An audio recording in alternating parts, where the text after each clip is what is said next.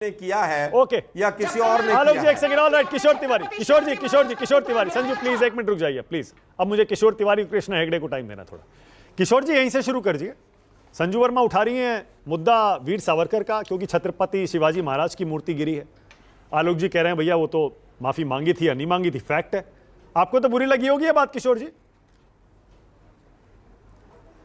आलोक शर्मा जी, अभिनंदन आपका।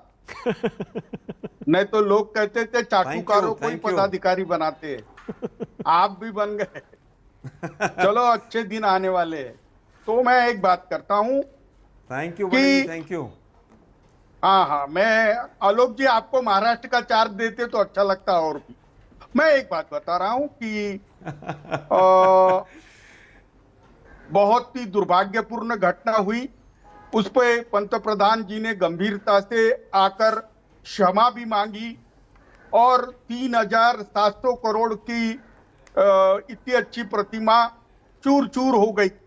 लेकिन एक बात मैं क्लियर करता हूं, जैसा हमारा दिल हमारे आराध्य देव शिवाजी महाराज के लिए चूर हो गया, चकनाचूर हो गया, वैसा ही जब आप है ना हमारे आराध्य देव स्वतंत्र वीर सावरकर को आलोक जी आप लोग बोलते हो ना तो हमारा दिल है ना चकनाचूर हो जाता है। मैं आपको बोलता हूँ वो अब गुजर गए, अब वो नहीं है। देखिए तिवारी, मैंने कुछ नहीं बोला, मैंने क्या केवल ये कहा कि जो फैक्ट्स है वो फैक्ट्स, इंदिरा जी उसके आगे मैंने कुछ नहीं कहा। देखो क्योंकि संजू वर्मा और मानक जी की जुगलबंदी है, ये कुछ ना कुछ हमारे से निकलवाना चाह रहे हैं। आज हम नहीं निकालेंगे मुझसे। अरे आपको आलोक जी एक बात ये दोनों एक हैं। पूरे भारत में मैं ही एक आदमी था जो राहुल गांधी को प्राइम मिनिस्टर बनाना चाहिए, इसके लिए बहुत ज्यादा आग्रही था। और अभी मैं उद्धव जी को महाराष्ट्र में मुख्यमंत्री बनाने के लिए बहुत आग्रही हूं। लेकिन हम महाराष्ट्र में साथ में हैं और हमने एक ताजा कार्यक्रम जनता को दिया है जिसमें किसान यह फोकस में है। आपने ये बात बराबर बोली कि महाराष्ट्र के विदर्भ प्रांत में पिछले 10 साल में 14,800 किसानों ने आत्महत्या की।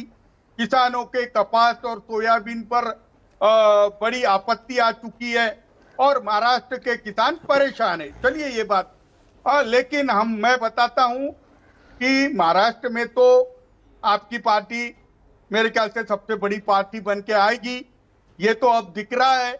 और आपके पार्टी को जो जनाधार मिला है उसमें दलित, आदिवासी और किसान बड़ी पैमाने पे थे। लेकिन मैं चाहता हूं कि किसानों के कोर इश्यूज को, जो क्रेडिट, क्रॉप और कॉस्ट और रिस्क मैनेजमेंट से जुड़ी हुई है, उससे आप एक ठोस कार्यक्रम महाराष्ट्र में लेके आए। और जनता चाहती है कि संसाधनों पे, संपत्ति पे, और किसान तो चाहते हैं उनके जीने का अधिकार सुरक्षित रहे। किशोर जी एक सेकंड, सीधा सीधा कहिए ना, एमएसपी की गारंटी का कानून होना चाहिए या नहीं होना चाहिए? अरे भाई, मैं महाराष्ट्र के किसान मिशन का 8 साल चेयरमैन रहा और मैंने स्वामीनाथन जी के साथ काम किया। और आप एमएसपी जो कैलकुलेट करते हो वो उसमें सारे फैक्टर आप लेते नहीं हो। आप किसानों की मजदूरी लेते नहीं हो, स्वास्थ्य शिक्षा का खर्चा लेते नहीं हो, जमीन का खसारा लेते नहीं हो। अगर मेरे कॉटन की एमएसपी सब ये मोजने के बाद होती है इनपुट कॉस्ट के साथ, तो वो एमएसपी 10,000 हो जाती है। अब इन्होंने 6,000 कैलकुलेट किए। मुझे बताता हूं कि हर जगह यानी सीएससीपी के अंदर मूर्ख लोग बैठे हुए हैं।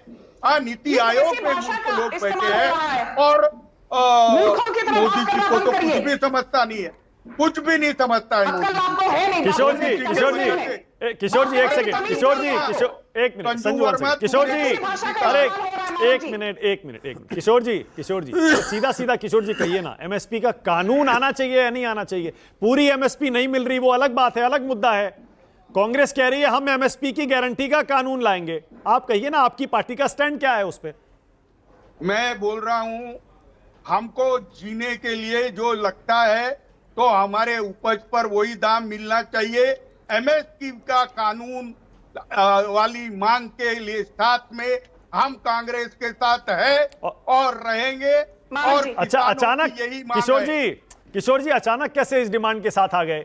बीजेपी के साथ थे इतने साल, तब तक कभी आपने ये मांग नहीं की, विपक्ष में चले गए, अचानक एमएसपी गारंटी का कानून आप मांगने लगे।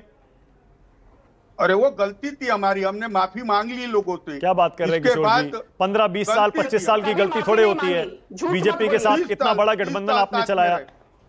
अरे भाई 30 साल गलती हुई थी, उसके लिए हमने अनकंडीशनल माफी मांग ली है। ओके कृष्णा हेगड़े, अब जनता ने हमको माफ भी कर दिया है।